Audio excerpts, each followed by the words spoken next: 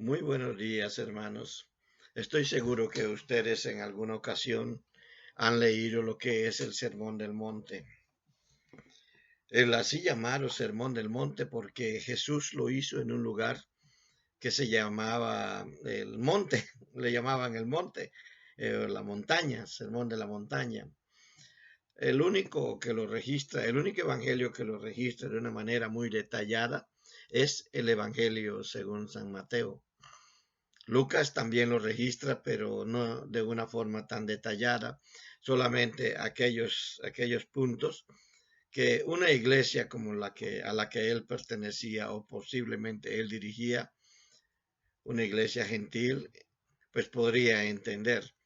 Mateo, que le escribe completamente a los judíos o a los de la nación hebrea, les habla de todo lo que fue la experiencia con Jesús ese día en el Sermón del Monte. Es Jesús quien llama a sus discípulos, los discípulos se acercan a él, se sientan a sus pies y entonces empieza a tener una conversación con ellos. Si no lo ha leído, ustedes en la lectura bíblica leyeron Mateo capítulo 5 del 1 al 10 y allí pudimos ver muchas de las enseñanzas de nuestro Señor Jesucristo. Pero lo que es llamado el Sermón del Monte incluye hasta los capítulos 6 y 7, el 5, 6 y 7. Por eso es que nos vamos a referir al Sermón del Monte. Y le vamos a pedir que en el transcurso de la semana, si usted quiere profundizar mucho en lo que son estas enseñanzas que hoy les estamos trayendo, le vamos a recomendar que lo lean hasta de una manera devocional. Lea medio capítulo un día, medio capítulo otro día, así hasta que termine la semana. Cuando termine el sábado, usted ya ha leído los 3 capítulos de lo que es llamado el Sermón del Monte, sobre todo esa parte donde habla de no juzgar y todo ese tipo de situaciones. Suele ser muy controvertido eh, leer esas partes de la manera inadecuada. Pero antes de que nosotros comencemos con el Sermón del Monte, que ya hemos leído unos cuantos versículos anteriormente, nuestros hermanos que tuvieron a su cargo la lectura de la Biblia, leyeron este sermón, esta parte del Sermón del Monte, que hoy va a ser para nosotros el motivo de nuestro estudio. 6 cosas que Cristo nos enseña en el Sermón del Monte. Repito, está en los capítulos 5, 6 y 7, pero nos vamos a referir sobre todo a la primera parte. Vamos a hacer una oración. Soberano Dios, te damos gracias en esta mañana porque tú nos estás bendiciendo con tu palabra y nos la traes a nosotros con la finalidad de que nosotros crezcamos en ti. Abre nuestra mente y nuestro corazón, dirígenos y revélanos. Te damos gracias por la bendición que tú nos has dado y por la oportunidad que ahora nos das de saber un poquito más de ti. Padre, te bendecimos. Padre, estamos contigo. Dirígenos, dirígenos, Señor, y que esto anide en nuestros corazones, forme parte de nuestra vida y podamos vivir conforme a ella. En el poderoso nombre de nuestro Señor Jesucristo, nuestro amado y único Salvador. Amén. 6 cosas que Cristo nos enseña en el Sermón del Monte. Ha sido como un acuerdo entre muchos eruditos de que había un problema con la aplicación de la ley.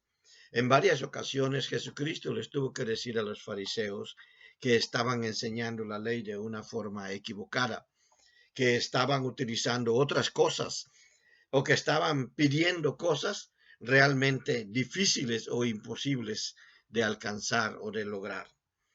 Por eso es que cuando él se sienta a enseñar acerca del Sermón del Monte, empieza a hablar acerca de lo que es necesario que salga del interior del ser humano como una respuesta al amor de Dios. Primero, el primer punto, Cristo quiso que tuviéramos una perspectiva de la eternidad. Una de las cosas que nos muestra el Sermón del Monte es que las exigencias para nuestra vida son razonables y posibles. Nosotros podemos ver allí en el capítulo 5 de Mateo, capítulo 5 de Mateo, en los primeros versículos, cuando dice: bienaventurados los pobres de espíritu, porque de ellos es el reino de los cielos. Cuando Jesús está hablando de las bienaventuranzas a partir de estos versículos del capítulo 5, podemos nosotros ver que Él nos está diciendo que todas estas cosas que lo voy a decir de esta manera, no son cosas que no hayamos vivido con anterioridad. Es decir, no hay nada que Dios nos demande que nosotros no podamos vivir. No hay nada imposible en la demanda de Dios. Es posible que nosotros podamos cumplir con lo que Él nos demanda. Entonces, las exigencias que el Sermón del Monte muestra para nuestra vida son razonables y son posibles. El alcanzar el reino de los cielos, la pobreza del espíritu no está solo en la humildad, como muchos algunas veces piensan, o el ser pobres económicamente. No tiene nada que ver con eso, sino aquella persona que no está satisfecha con todas aquellas cosas que Dios le ha mostrado y quiere aún conocer más. Busca siempre la presencia de Dios en su vida. Y menciono otro nada más para dar el ejemplo. Bienaventurados los que lloran porque recibirán consolación. Miren, el llorar en el ser humano por cualquier circunstancia es una cosa que siempre es posible hacer. Y tal vez habrá otras cosas aquí, como por ejemplo el mirar la paja en nuestro ojo antes de mirar la paja en el ojo ajeno, etcétera. Todo ese tipo de cosas son cosas posibles que nosotros podemos hacer.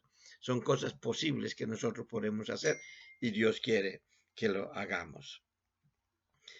En segundo punto, Cristo nos muestra allí que la justicia es el eje de su reino, de su gobierno. Eso implica que en cada decisión de nuestra vida debemos pensar en ella. Quiere decir que cuando nosotros leemos el Sermón del Monte, no solamente debemos de estar en las bienaventuranzas, sino también en aquella que es nuestra responsabilidad. Por ejemplo, cuando nos dice allá en el versículo 13, vosotros sois la sal de la tierra. Pero si la sal pierde su sabor, ¿con qué será salada? No sirve más para nada, sino para ser echada fuera y pisoteada por los hombres. Es decir, Cristo nos muestra que la justicia es el eje de su reino y de su gobierno. O sea, las decisiones que nosotros tomemos en nuestra vida es lo que hacen, es lo que le dan significado a nuestra vida. Somos la sal de la tierra. Entonces, en la medida en que nosotros nos sometamos a lo que es la justicia de Dios, el reino de Dios se va a estar midiendo en nosotros. El reino de Dios se va a estar viendo en nosotros la forma en que vivimos. El reino de Dios se va a estar haciendo realidad en nosotros. Y eso va a ser un testimonio muy importante para que se conozca su justicia también en esta tierra. Por eso, cuando le enseñó a sus discípulos a orar allí en el capítulo 6, que está dentro de todo lo que es el Sermón del Monte, el Señor dice: Padre nuestro que estás en los cielos, venga tu reino y hágase tu voluntad aquí en la tierra como en el cielo. ¿Cómo se va a hacer la voluntad de Dios? ¿Cómo se va a hacer la justicia de Dios aquí en la tierra? Solamente a través de la iglesia, solamente a través del cristiano, solamente a través de ti. Tú eres el elemento que Dios va a utilizar para mostrar su justicia, para mostrar su divinidad, para mostrar su poder, para mostrar todo lo que Él es, su misericordia, su amor, su pasión, su comprensión, su paciencia, todo de Él se va a mostrar en la medida en que nosotros nos sometamos completamente a Él. Entonces, en toda decisión de nuestra vida debemos de pensar en la justicia de Dios. en lo que yo estoy decidiendo hacer, ¿se está cumpliendo la justicia de Dios? Tercero, en el Sermón del Monte, Cristo nos enseña que Él ve la vida desde la prioridad del reino de Dios, desde su eterno. Esto es muy importante, hermanos y hermanas. Miren, en el Sermón del Monte, Cristo nos enseña cuál es su perspectiva de la vida, cómo ve las cosas. Hay una parte, por ejemplo, allá en el versículo 21, oísteis que fue dicho, y sigue diciendo más, yo os digo. Es decir, ustedes oyeron ojo por ojo y diente por diente. Era una manera de expresarse con respecto a las cosas a que las cosas tienen tienen consecuencias. Quiere decir que todo lo que nosotros hacemos va a tener consecuencias. Pero sobre todo lo que le hacemos a nuestro prójimo por su naturaleza pecaminosa llega a tener consecuencias. Pero Jesucristo nos dice que en nosotros se pueden detener todas las que son las consecuencias, productos del pecado que hay en el ser humano. Por eso dice, yo os digo que cualquiera que se enoje contra su hermano será culpable de juicio. Cualquiera que diga necio a su hermano será culpable ante el concilio, y cualquiera que le diga fatuo quedará expuesto al infierno del fuego. Quedará expuesto al infierno del fuego. Va a haber consecuencias. Va a haber consecuencias muy duras. No te pelees con tu hermano. Entonces, todo lo que tú vayas a hacer, hazlo desde la perspectiva del reino de Dios. Hazlo desde lo eterno. Todo lo que haces cuando ya eres un hijo de Dios es visto no solamente en esta temporalidad de la vida, es visto ahora en la eternidad.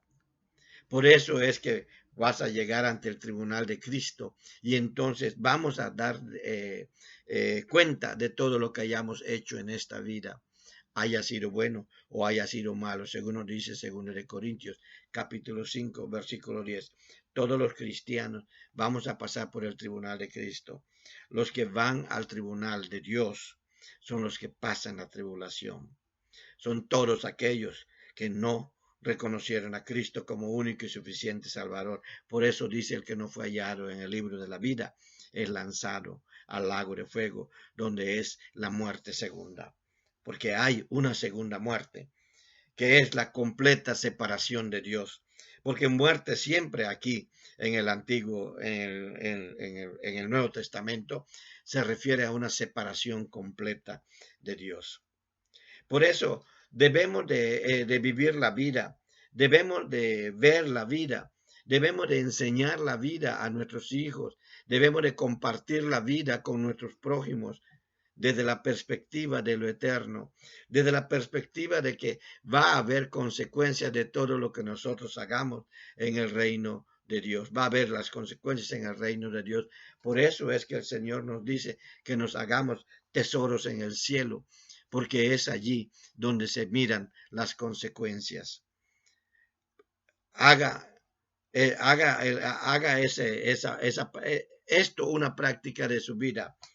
Vea la vida desde la prioridad del reino de Dios, desde lo eterno. Esto que voy a hacer le satisface a Jesucristo. Esto que voy a decir lo diría Jesucristo. Esto que estoy pensando lo pensaría Jesucristo. Me lleva al pecado. Me podrá hacer despreciar a mi prójimo, o podrá hacer que mi prójimo reaccione de una manera negativa en contra mía. Si es por la verdad, si es por la justicia, entonces uno lo hace desde la perspectiva de lo eterno, cuando si lo que vas a hacer es justo. Por eso es que allí en el capítulo 7, Él nos dice que antes de mirar la paja en el ojo ajeno, debemos de ver la paja en el nuestro. Todo juicio que se vaya a hacer debe de pasar antes por el filtro de mirarnos a nosotros mismos. Esto es lo que significa ver la vida desde el reino de Dios, desde lo eterno. Cuarto, en el Sermón del Monte, Cristo valora más lo espiritual que lo material y temporal. Naturalmente, al enfrentarnos a una decisión, nuestra respuesta debe ser en funciones del reino de Dios y no de nuestros deseos, ni de acuerdo necesariamente a lo establecido en este mundo. Si podemos respetar lo establecido en este mundo, está bien. Pero si eso se opone a lo establecido por Dios, entonces debemos de tomar la decisión correcta. Entonces, ¿qué es lo que valoramos cuando tomamos decisiones?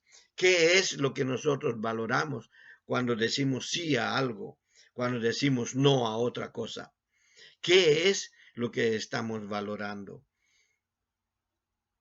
Lo que Cristo nos está pidiendo es que aprendamos a valorar más lo espiritual que lo material y temporal, porque lo espiritual es eterno. Y nuevamente, esa es la perspectiva de la eternidad.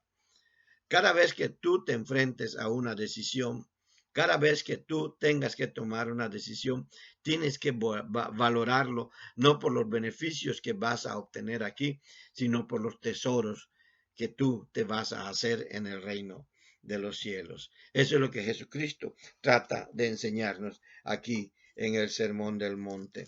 Por eso es que él cuando nos dice, guardaos de los falsos profetas que vienen a vosotros vestidos de ovejas, pero por dentro son lobos rapaces, por sus frutos los conoceréis. ¿Acaso se recogen uvas de los espinos o higos de los abrojos?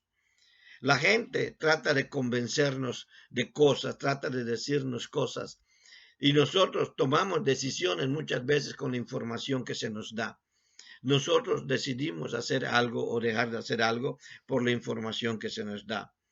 Lo que Jesucristo nos está diciendo, que toda nuestra decisión debe de tener la perspectiva espiritual, no la perspectiva material.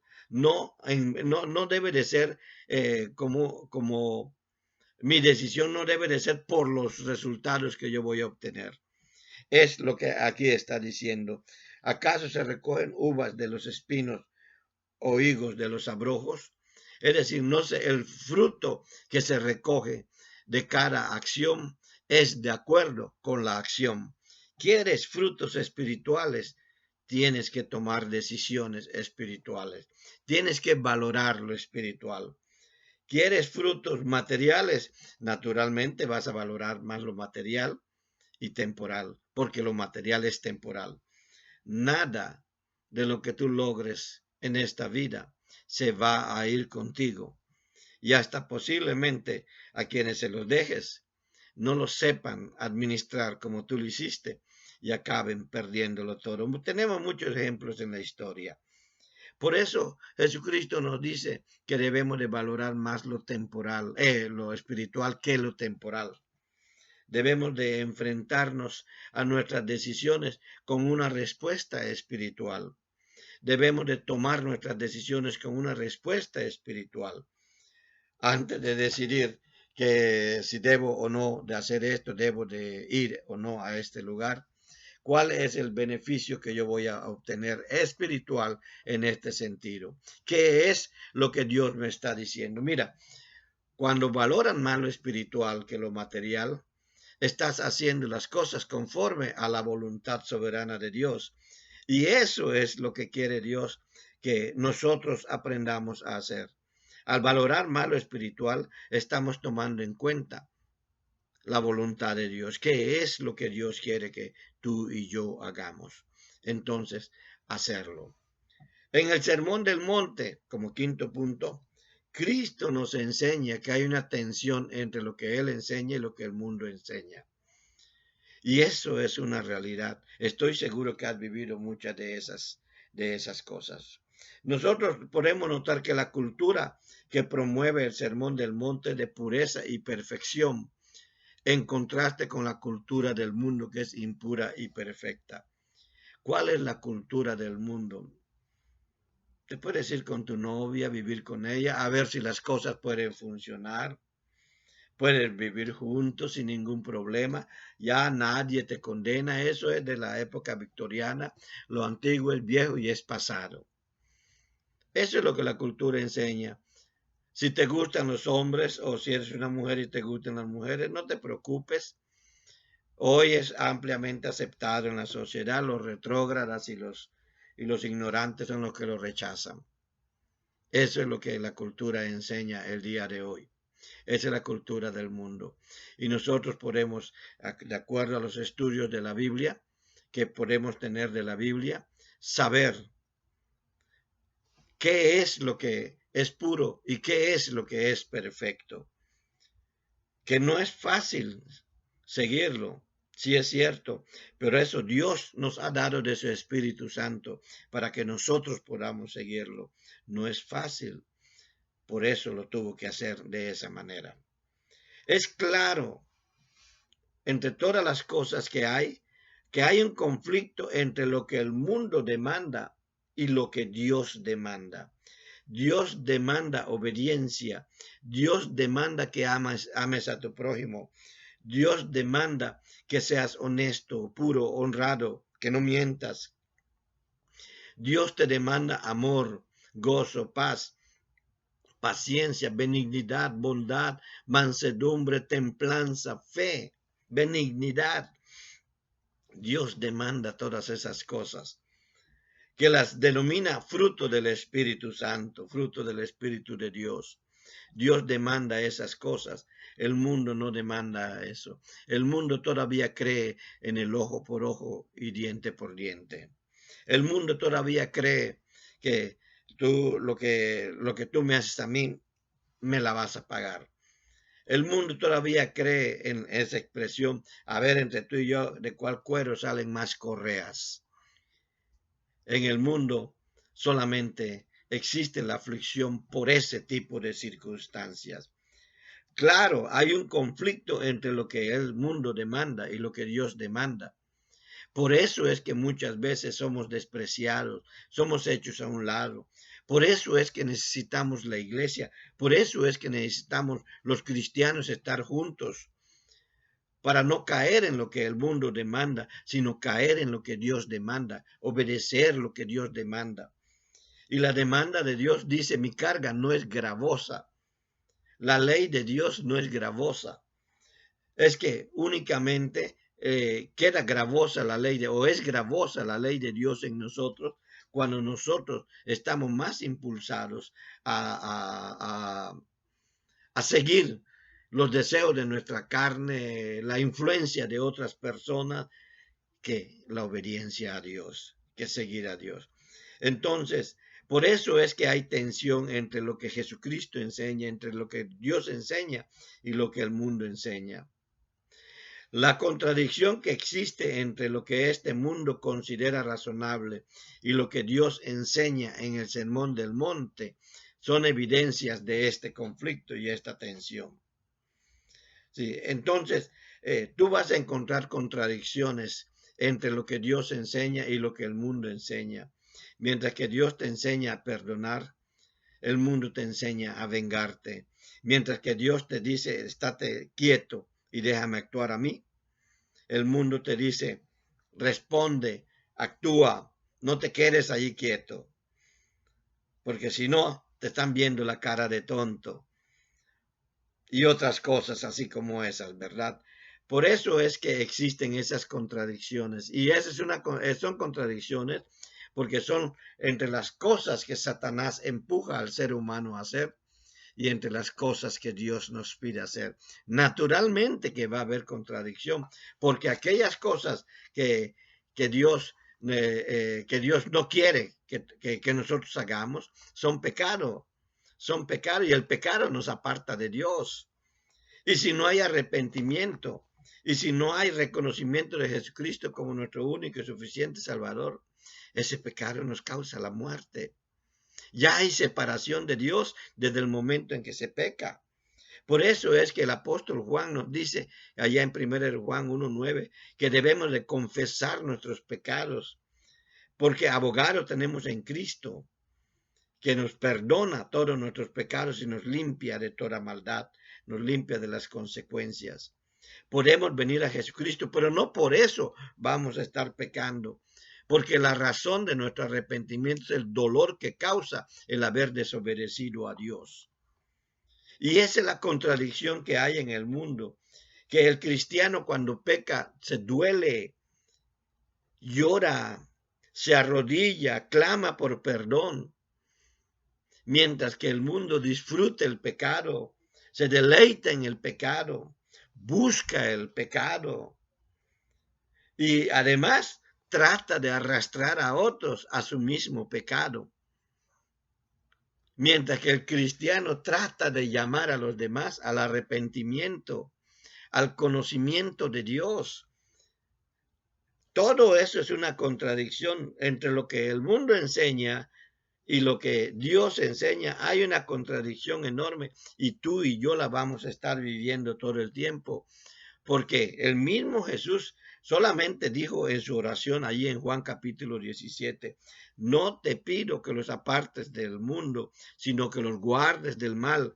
Cuando Dios oró, cuando Jesús oró al Padre por ti y por mí, dijo que íbamos a estar en el mundo sujetos a lo mismo que toda la gente del mundo, solamente que preparados unos como tú y yo lo debemos de estar para enfrentar esas cosas, y otros que no están preparados y van a estar cayendo, van a estar sucumbiendo a todo lo que el mundo les pida. Esa es una de las cosas más importantes o muy importantes que Cristo nos enseña. Hay una tensión en el mundo, hay una tensión y produce una contradicción, porque lo que considera razonable el mundo no es lo que Dios nos enseña. Por eso es que nos dice, tenemos que mirar la paja en nuestro ojo para poder ayudar al otro. No podemos ayudar al otro espiritualmente si nosotros no estamos completamente revestidos de la espiritualidad de Dios. Pablo nos dice allá en 1 Corintios capítulo 2, sobre todo en los últimos versículos del 11 en adelante, él empieza a decir que hay un cristiano espiritual. Él pide que nosotros estemos completamente espiritualizados, seamos completamente espirituales.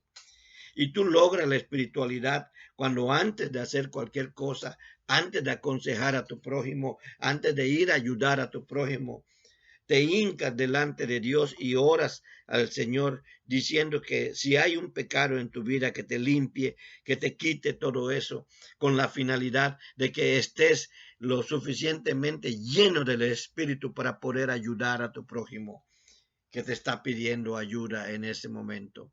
Porque si no lo haces, si vas con tu pecado a tratar de ayudar a tu prójimo, es un carnal, un cristiano carnal que se enfrenta a otro cristiano carnal o un natural. ¿Y sabes qué es lo que pasa? Nos ha dicho la Biblia, terminan peleándose. Terminan peleándose. Si no hay espiritualidad en tu vida, si no hay confesión, antes de una sesión de negocios, si no te hincas a orar para que Dios te limpie, va a haber cosas que a ti no te van a parecer y lo puedes enfrentar con carnalidad en lugar de enfrentarlo con espiritualidad. Porque en el mundo vamos a encontrar esas contradicciones, lo carnal versus lo espiritual. Esa es la contradicción más fuerte que vamos a estar encontrando. Y nosotros encontramos, cuando vemos estas contradicciones, que el problema no está en el sermón del monte, sino el problema está en el mundo. Y el problema del mundo no son las guerras, no es esta pandemia que estamos viviendo.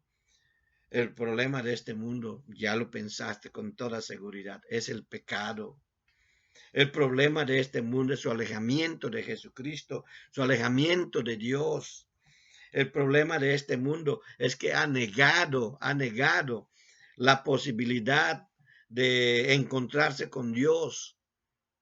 Por eso es que estamos nosotros aquí en este mundo, para poder decirles al resto de la gente que aún hay esperanza, que es posible vivir las cosas de Dios. Como te he dicho desde el principio, es posible tener una perspectiva desde la eternidad. Es posible vivir la justicia de Dios. Es posible vivir desde la perspectiva de su reino, ver la prioridad de la vida desde la perspectiva del reino de Dios, aprender a valorar más lo espiritual que lo material y temporal. y que es eso lo que va a hacer la comunión entre los seres humanos.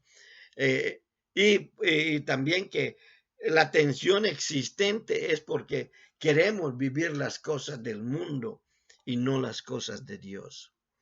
Y debemos de luchar contra eso.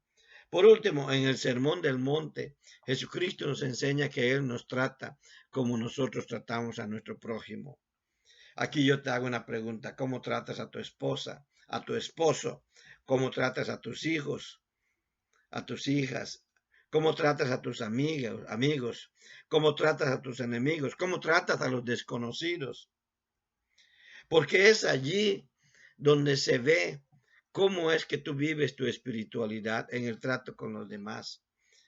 Y si tú tratas bonito a tu esposa donde sea que tú vayas, si tú tratas bonito a tus hijos donde sea que tú vayas, a tus amigos e incluso a los que se han considerado tus enemigos y han hablado hasta mal de ti, y los tratas con cariño y todo, mira, la Biblia dice que Dios toma cuidado de ti.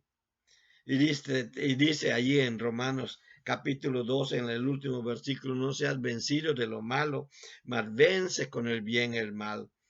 Pablo está recogiendo todas las enseñanzas del Sermón del Monte para decir que la perspectiva de Dios siempre es buscar hacer el bien en contra del mal. Lo único que vence el mal es el bien. Y dice que cuando dice ascuas de fuego, dice, te está diciendo, la traducción literal es que se le va a caer la cara de vergüenza a la persona que, habiendo buscado tu mal, encontró un beneficio por parte tuya. Habiendo hablado mal de ti, encontró una persona que perdona y que sabe que lo hizo en un momento de cólera, de ira, de rencor, de resistencia. Lo hizo en un momento en que Satanás tenía control de sus pensamientos y de su corazón, y no Dios. Y eso es lo que tú tienes que ver cuando alguien se enoja en contra tuya. Eso es lo que tú tienes que ver cuando alguien busca venganza o busca, no venganza, perdón, usé mala palabra, busca hacerte algún daño, creyendo que de esa manera te hace caer. Si después de intentar hacerte caer ve que no te hace caer, sabes qué es lo que yo he experimentado en ese sentido. Empiezan a tenerte respeto. Y hasta te dicen: no, yo nunca voy a ser como tú. Tú podrás ser así, tú podrás ser allá. Yo no voy a ser así. Yo soy demasiado malo. Esto es lo que dicen y es cierto. Y es cierto. Y uno tiene que decirles: es cierto, nunca lo vas a poder hacer tú sin Jesucristo. Eso es lo que nos enseña el Sermón del Monte. Eso es lo que nos está diciendo Jesucristo. Jesucristo había visto que la ley se estaba aplicando de una manera inadecuada. Se estaba exigiendo al ser humano mucho más de lo que la ley exigía. Hasta le dice a los fariseos: exigen cargas que ni ustedes mismos son capaces de llevar. Piden a los demás y diezman de sus ingresos, de la menta, de sus cosechas, diezman de todo, pero no siguen el amor, la justicia, la misericordia, la paz, la benignidad, la bondad, no siguen nada de eso. Les dice Jesucristo a los fariseos allá en Mateo 23. Entonces, nos enseña que debemos de tratar a los demás de tal manera, como Él lo dijo allí mismo en Mateo 23, amando, más 22, amando a tu prójimo como a ti mismo. Debemos de tratarlo. Tu esposa es tu primer prójimo. Tu esposo es tu primer prójimo, el más cercano a ti. Tus hijos son los inmediatos. Tus amigos o tus familiares son los que siguen. Y luego están todos los demás, incluyendo los que se consideran enemigos tuyos. Por eso, Dios nos está enseñando en el Sermón del Monte que Él nos va a tratar con amor en la medida en que nosotros tratemos a nuestro prójimo con amor. Por eso dijo: amarás a Dios con todas tus fuerzas, con todo tu entendimiento y con toda tu alma. Y el segundo mandamiento es idéntico al primero. Amarás a tu prójimo como a ti mismo. Porque está asumiendo que tú te amas con todas tus fuerzas, con todos tus sentimientos, con todo tu corazón, con toda tu alma. Entonces te está pidiendo que ames de esa manera a tu prójimo. Y Dios te puede enseñar a amar. Pero mira, estudia el Sermón del Monte. Piensa en estos 6 puntos de los que yo te he hablado y aprende qué es lo que Dios te quiere decir. Te termino diciendo en cuanto a lo que nos dice el Señor sobre tratarnos los unos a los otros. No nos tratemos con juicio. La palabra juzgar aquí en el capítulo 7, no juzguéis para que no seáis juzgados, solamente se está refiriendo a establecer la diferencia entre el bien y el mal. Cuando tú le señalas a alguien su pecado, les estás diciendo que está mal lo que está haciendo. No lo acuses por tener un pecado. Señálale que tiene un pecado y que eso le desagrada a Dios. Y que si no se confiesa a Dios y que si no redarguye con la persona contra la cual pecó, puede tener consecuencias eternas. Y esa es la razón de lo que dice aquí, juzgar. Por eso Pablo también dice que nosotros vamos a juzgar al mundo. Es decir, le vamos a mostrar al mundo la diferencia entre el bien y el mal.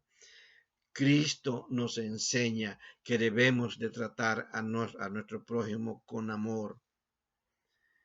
Que le digamos qué es lo que está mal y cómo limpiarse de toda esa maldad.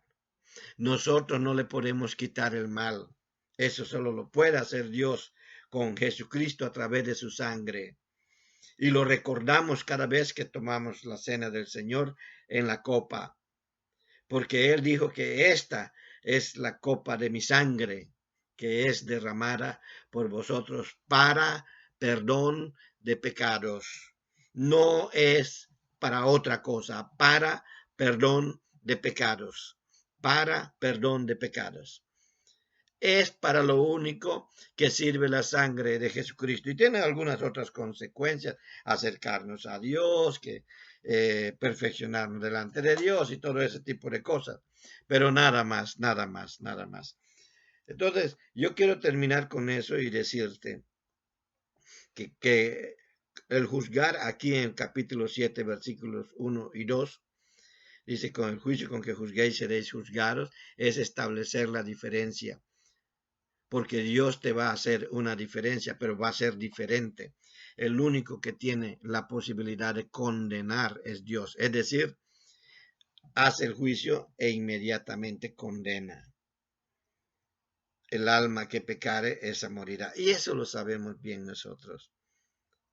Solamente quería mencionarte esta parte para que tú leas estos 3 capítulos de Mateo, para que tú veas lo que es el Sermón del Monte y aprendas y veas las 6 cosas que Jesucristo nos enseña cuando Él explicó lo que es el Sermón del Monte. Y solo te recuerdo una más. Te recuerdo una más bien entre todas estas 6. Quería que la gente tuviera cuidado en la manera como enseñaba a que cumplamos las cosas. Hermano, hermana, estas 6 cosas Dios te las está dando para que tú hagas con tu vida una vida que viva el reino de Dios. Padre, gracias por tu palabra, por lo que nos has enseñado el día de hoy. Bendícenos. Gracias por lo que nos das. Bendice a tu iglesia y enséñanos a caminar siempre contigo y a obedecerte en tus mandatos. Gracias por todo, Señor. Bendice a nuestros líderes y dale sabiduría para las decisiones que han de tomar, siempre cuidando tu reino, Señor, porque esa es nuestra responsabilidad. En el precioso nombre de nuestro Señor Jesucristo te lo pido. Amén y amén.